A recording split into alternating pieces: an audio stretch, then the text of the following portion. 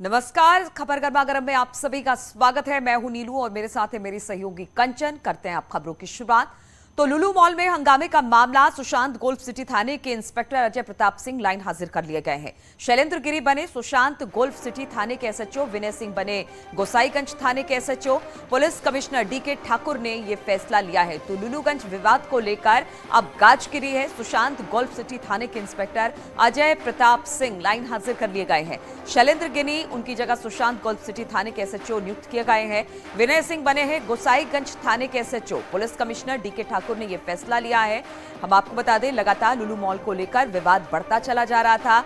इस विवाद में कई बार नमाज पढ़ने की खबर आई, तो बाद में विश्व हिंदू परिषद के लोगों ने कहा कि वहां पर सुंदरकांड का पाठ करेंगे। ये तमाम विवादों के बाद अब एक बड़ी कार्रवाई की गई है। सुशांत गोल्फ सिटी थाने के इंस्पेक्टर अजय प्रताप सिंह लाइन हाजिर कर लिए गए हैं, जबकि शैलेंद्र गिनी सुशांत गोल्फ सिटी थाने के एसएचओ नियुक्त किए गए हैं।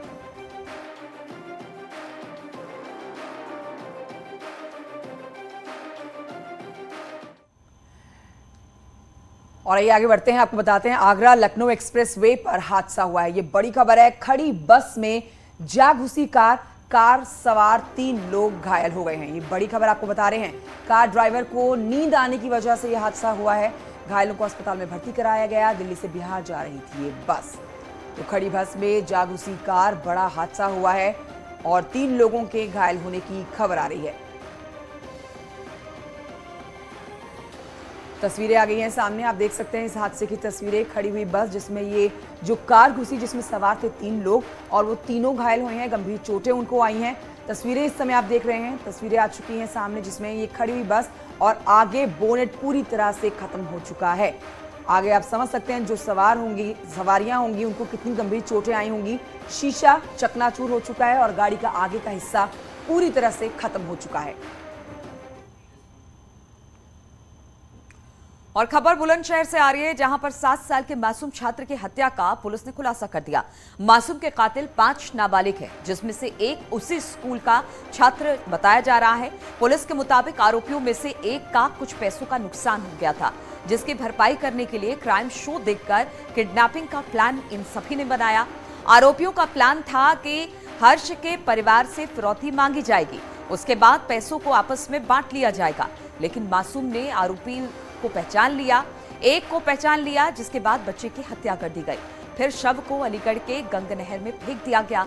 पुलिस के मुताबिक सीसीटीवी के जरिए ठोस सबूत मिले और मामले का खुलासा करने वाली टीम को 25,000 के इनाम की घोषणा भी की गई। कुल 5 नाबालिग लड़कों को प्रकाश में आए हैं और जिनको कि जुवेनाइल जस्टिस बोर्ड के समक्ष प्रस्तुत किया है। इसमें यह बात निकल के आई कि ये जो नाबालिग लड़के थे, उनमें से एक लड़का उस बच्चे के स्कूल में ही पढ़ता था और उसके एक साथी का कुछ आर्थिक नुकसान हुआ था और उस आर्थिक नुकसान की भरपाई करने के लिए इन बच्चों ने ये प्लान बनाया और ये इनका इरादा ये था कि इस बच्चे को वो किडनैप करेंगे और फिर रैंसम की डिमांड करेंगे। जब इस बच्चे की किडनैपिंग करी इन लोगों ने और उसके बाद उस बच्चे ने इनको पहचान लिया, तो ये भयवश उस बच्चे की हत्या इन लोगों ने कारित कर दी। और आइए बढ़ते हैं आगे। बुलंदशहर के बाद खबर सीतापुर से है, जहां पर एसटीएफ की टीम ने अवैध देशी शराब की 327 पेटियां बरामद की हैं। ये शराब सोनीपत से बिहार लेकर जाई जा रही थी। एसटीएफ ने 3 शराब तस्करों को भी पकड़ा है। अवैध शराब की कीमत 20 लाख रुपए बताई जा रही है। इससे पहले भी लखनऊ की एसटीएफ टीम ने मोहौली कोतवाली इलाके से अवैध शराब बरामद की थी।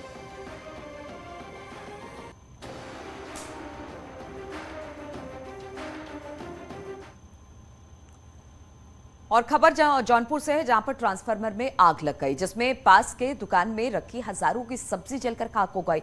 लोगों के मुताबिक आग लगने की खबर फायर ब्रिगेड को दी गई, लेकिन टीम के मौके पर देर से पहुंचने की बात की गई। आग लगने की वजह ट्रांसफार्मर में तेल का रिसाव बताया जा रहा है और इस लापरवाही को लेकर लोग बिजली विभाग के खिलाफ अब गुस्से में हैं। तो तस्वीरें आप देख रहे हैं किस तरह से बिजली विभाग के ट्रांसफार्मर में आग लगी। सूचना मिलने के बाद देरी से पहुंची ट्रांसफार्मर को बुझाने के लिए उसमें जो आग लगी थी। अब इसके बाद दमकल कर्मियों के खिलाफ लोगों का गुस्सा है, क्योंकि ट्रांसफार्मर के साथ साथ बगल में रखी जो सब्जी की दुकान थी वो भी इसमें जल गई। सहारनपुर में कुछ किसानों ने बिजली विभाग के काम पर सवाल खड़े कर दिए हैं। किसानों का कहना है कि विभाग ने कई मृत लोगों के खिलाफ एफआईआर दर्ज कराई है। ट्यूबवेल के मीटर के हटाए जाने को लेकर ये एफआईआर दर्ज कराने का आरोप है। इसके अलावा गांव वाले ट्यूबवेल के बिल को लेकर भी नाराज हैं। किसानों का कहना है कि मीटर की खराबी की वजह से ज्यादा बिल आ रहा है। किसानों ने इसकी शिकायत सीएम पोर्टल पर जाकर की है। बिजली विभाग का यह है जो हमारे ट्यूबवेलों पर हम तो बिल भी जो के तो हमारा कोई बिल बकाया नहीं साहब, पहले तो बिल देते आ रहे जो के तो और मिलना तो हमारे आकर ट्यूबवेलों पर मीटर लगाए जो हमारे गाँव का लौंडा है वो बिजली विभाग में काम करे।